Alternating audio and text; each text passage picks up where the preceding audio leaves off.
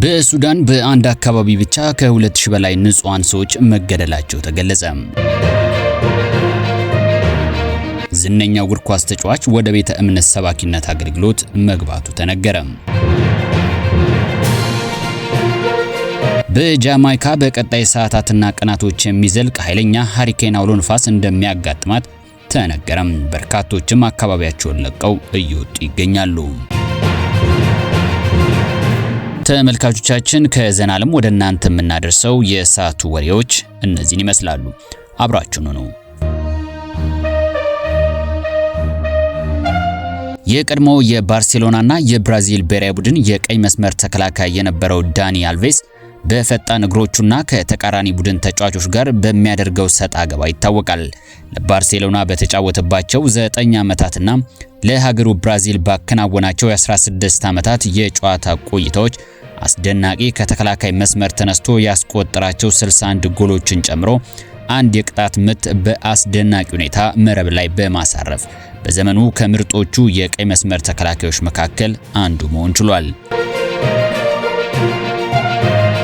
ዳኒ አልቬስ ከእግር ኳስ ድምቀቱ ባሻገር በሚከውናቸው ድርጊቶች አነጋጋሪ ሲሆን በተለይም በ2014 በነበረው የስፔን ላሊጋ ጨዋታ የቢጫ ሰርጓጆቹ ቪያሪያል አንድ ነጭ ዘረኛ ደጋፊ ዳኒ አልቬስን በጥቁር የቆዳ ቀለሙ ምክንያት ሊያሸማቅቀው ሙዝ ይወረውርለታል። በዚህ ሰዓት በቆዳ ቀለማቸው የዘረኝነት በደል እንደደረሰባቸው ማሪዮ ባላቶሊ ዋይ ኦሎይስ ሚ የሚል ጽሑፍና ለቅሶ ሳይሆን ምላሽ የሰጠው ቆፍጠን ብሎ የቪያሪያል ደጋፊዎች ባሉበት መስመር ላይ በመቆም የተወረወረበትን ሙዝ በመላጥ ዘረኛውን ደጋፊ ማሳፈር ችሏል።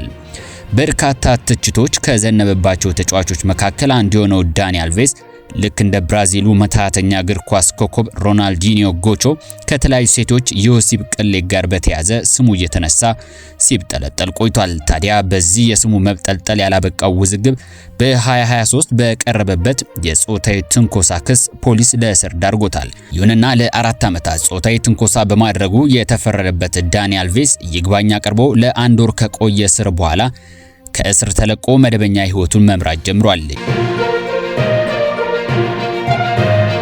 ጨፋሪና ዳንሰኛ እንዲሁም ገንዘብ አባካኝ እንደነበረ የሚነገርለት ተጫዋቹ ከሰሞኑ ከእግር ኳሱ ዓለም በተገኙ መረጃዎች በካታሎኗ ከተማ ጄሮና በሚገኝ አንድ የኢቫንጋሊካን ቸርች ውስጥ ሰዎች ከሱስና መጥፎ ነገሮች እንዲወጡ ሲሰብክ ተሰምቷል።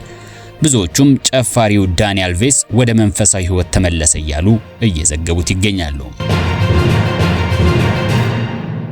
በሰሜን ዳርፉር ሱዳን የምትገኘው አልፋሽር ከተማ በፈጥኖ ደራሹ ታጣቂ ቡድን በሆነው የመሐመድ አምዳን ዳጋሎ ቡድን አርኤስኤፍ በቁጥጥር ስር መዋሏና ከ2000 በላይ ያልታጠቁ ንጹሃን መሞታቸውን ዘጋርዲያን ዘግቧል። የሲቪል ተቋማት የአካባቢው ሰዎች አናግረን አግኝተናል ያሉት ምላሽ ባጋሩበት ዘገባቸው የፈጥኖ ደራሹ አርኤስኤፍ ታጣቂዎች ባሳለፍነው ሳምንት በተቆጣጠሯት አልፋሽር ከተማ ሲገቡ ምንም የጦር መሳሪያ ያልታጠቁ ከ2000 በላይ ሰዎችን በመግደል አሰቃቂ የሞት ጥላ ያጠላበት ሱዳንን ወደ ባሰ የእልቂት መንገድ ከቷታል ሲል ዘጋርዲያን ዘግቧል። በተለይም የአርኤስኤፍ ታጣቂዎች በገቡበት ቀጠና ሰላማዊ ሰዎችን በማስጨነቅና ለመንግስት ወታደሮች መረጃ ሰጥታቸዋል በማለት በንጹሃን ዜጎች ላይ አሰቃቂ እርምጃ እንደወሰዱ የዓይን እማኞችን አናግሬ መረጃዎችን አግኝቻለሁ ሲል የሲቪል ተቋሙን ዋቢ አድርጎ መረጃውን ያጋራው ዘጋርዲያን ሲሆን ከአሜሪካው ያል ዩኒቨርሲቲ በሳተላይት ከተገኘው ምስል አማካኝነት የአርኤስኤፍ ታጣቂዎች ለንጹሃኑ መገደል ተጠያቂ ናቸው ሲል ገልጿል። ፉር ዛጋዋና በርቴ የተሰኙ ከሱዳን ቀደምት ህዝቦች መካከል የሆኑት እነዚህ ጎሳዎች ላይ ያነጣጠረ አሰቃቂ ጥቃት በመፈጸም ወንጀሉ ስለመከወኑ መረጃውን ያጋራው የዩኒቨርሲቲው የጥናት ክፍል ጦርነቱ የከፋ አደጋ አስከትሎ መቀጠሉን በአጽንኦት ገልጿል። በጉዳይ ላይ ምንም ሐሳብ ያልሰጠው የፈጥኖ ደራሹ አርኤስኤፍ መሪ ዳጋሎ ከተማዋን ስለመቆጣጠራቸው ብቻ አረጋግጦ ግስጋሴያችን ይቀጥላል ብሏል። በሌላ በኩል የሀገሪቱ ጦር መሪ የሆኑት ጀነራል አብዱል ፈታህ አልቡርሃን በበኩላቸው አልፋሽርን በውጊያ ብልጫ ስለመልቀቃቸው ማረጋገጫ ሰጥቷል። በእነዚህ ሁለት ኃይሎች እየተደረገ ባለ እጅግ ደም አፋሳሽ ውጊያ ከ2023 ጀምሮ ከ150 ሺህ በላይ ሰዎች ሕይወት ሲያልፍ ከ14 ሚሊዮን በላይ ሰዎች ደግሞ ከመኖሪያ ስፍራቸው ተፈናቅለዋል።